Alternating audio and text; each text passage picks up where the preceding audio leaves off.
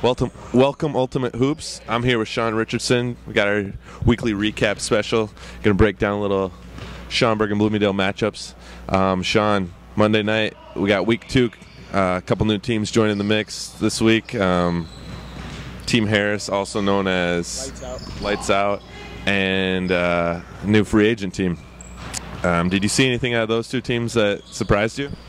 I was really impressed with Lights Out. I think as of right now, even after only one game, Ryan Harris and Paul Wozniak are one of the top backcourts in the league in Chicago. Not just Schaumburg. I think they're really built for offense. They have a few key defensive players that can step up at any time, and I think they're going to be one of the toughest teams to beat this season. In our first matchup of the night, we had Post Traumatic playing a team that kind of faltered last season, but they added some key pieces. Yeah, Off Constantly is actually Post Traumatic. Oh well, Post Traumatic played against Off Constantly, and I think Post Traumatic had a few tough seasons, but Dan Silver put together a nice string of off-season pieces with Zach Bosser out of Algonquin and Chanel Davis out of Warrenville. The big guy Christian, who can play 3 or 4. He can stretch the court, and everybody can score. Nick Cordero, one of the toughest big men in the league. So that's a really tough team, and I'm interested to see what they're going to do down the line. I'm not sure necessarily where the leadership is going to come from, or at the end of the game, who's going to be that player to take the shot.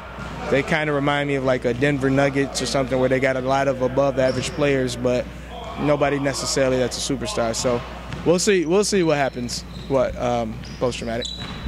We had another good one. We got the mainstay Limitless facing off against Watch the Throne this week. How does Limitless feel after that, coming from a team leader here? Well, I mean, so far we haven't put it together yet. We haven't gelled correctly yet, and with me coming back to the team and people being used to doing different stuff while I was absent, I think Fred's more used to having the ball in his hands now, and Jarvis Cobb, he actually started to shoot a little bit better, and that might be because of I came back, or I don't know what the deal is, but I think it's going to take us a few games, but we're going to get back to that banner-type performance that we know we can put up every night. I think we might have a addition to our team. We're going to keep that a secret. We're going to let them walk in the gym. Limitless is trying to get a banner again, so everybody will see next Monday. It's going to be a completely new team, and I think we're competing. We're competing because we want to get our name on that banner again. Got to keep up with Watch the Throne. We have to keep up with Watch the Throne, Lights Out, Just Right. Everybody's coming together to build these super teams, so we kind of got to follow suit a little bit. Got to step it up. Last matchup of the night, you got to see what is Willie Clark's team? Just Right. Just Right. Just Right versus Turned Down for What? It didn't really tell me a lot about Just Right that I didn't already know. I know they can score. I know Willie's dominant and very versatile. I know Mark Holmes can put up 30 any night. But I saw a little bit with Turned Down for What. They have a few scores and some hustle players, but I don't think they trust each other as a team. I saw players bring it up, one pass, maybe less, and a shot was going up. They didn't trust their teammates. They didn't make extra passes. So I think once they learn how to do that, Turned Down for What might be a decent team, might be a decent contender. I don't know if they're going to win the championship, but they'll be a good team. Was the trade of, well, unofficially a trade, but Ryan Harris leaving the team and Mark Holmes joining the team, is that a better thing for them? I think it was a better fit for Willie and some of the other players. I think Ryan's kind of like a Kobe Bryant, where he is one of the best players in the league, top 2, top 3, always one of the top scorers, but players sometimes seem to not want to play with him for whatever reason. I don't know why. I haven't played with him personally, but he always seems to run players off somehow. So I feel like he's one of the best, but I think people just get tired of maybe being yelled at every game or not playing to the level Ryan thinks they should be playing at. So, as you can tell, it's hard to keep up with all these teams changing names and stuff all the time, and Right.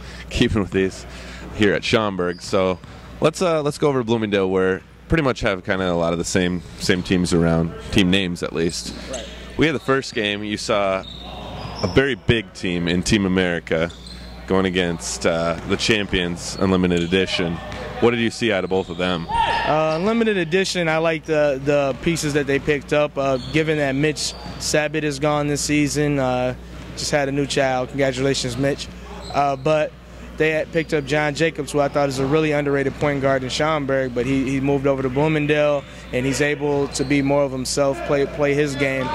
Shiro Keene, who's a very, very good scorer. He gets real streaky and can score with the best of them at the end of the day. What I learned about Team America is they're huge. They're a really big team. Their interior is without question one of the best in the league, but I feel like they're one guard away from being an elite team. They need that they need that sort of point guard who can come in, be a leader, set everything up, put the ball in the right places when it needs to be. And I feel like once they get that point guard that can come do that, they'll be a really good team in Bloomingdale. Okay. Lake Show took on the new squad Glow Gang, playing without a lot of their key pieces. So we don't really know, I guess, what we see out of them. But is Lake Show coming together? Lake Show's coming together nice. We picked up a guy named Apurva, who's a really good outside scorer, but not only that, he can drive, he can set other players up, he's very unselfish, can play defense and run the court. I mean, he was a very good pickup for Lake Show this season. It makes my job, it makes Mike McGahee's job, it makes Dan Silver's job a lot easier when you have role players that can put up the same amount of numbers as the star players. Okay. The game, well, not the game of the night, but the story of the night. All Black Everything, trying to get their team back on track. Went against a Hard Target team that was kind of undermanned, but Hard Target came back from a 20-some point deficit and kind of stole that one. Yeah, that was All Black Everything's game the entire night. I mean, they were just dominant on all facets, and at the end of the game, they continually missed free throws that you never really see missed out of Elston or Mark Holmes or even Mike McGahee's brother, Jarek. He missed like 5-6 free throws. So that gave Hard Target the opportunity that they needed, who picked up a few players, but they're definitely still not the same Hard Target as they used to be. I feel like that said a lot more about All Black Everything than it did about Hard Target. Okay. Final game, you had the two-time champs, That's What She Said, playing against No Size. No Size went out and they really transformed their team this season, added some really good players. Do they scare you? Yes, because they're all significantly tall for the league, but they're all athletic and like several players can be real good playmakers on that team. Joey Cortez can make. Doug Lambert. This new guy Derek they added can score. He seems very aggressive, very physical, and that the No Size team looks like one of the most athletic in the league.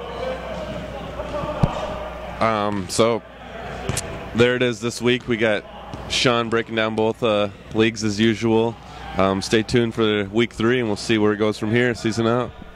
Season out.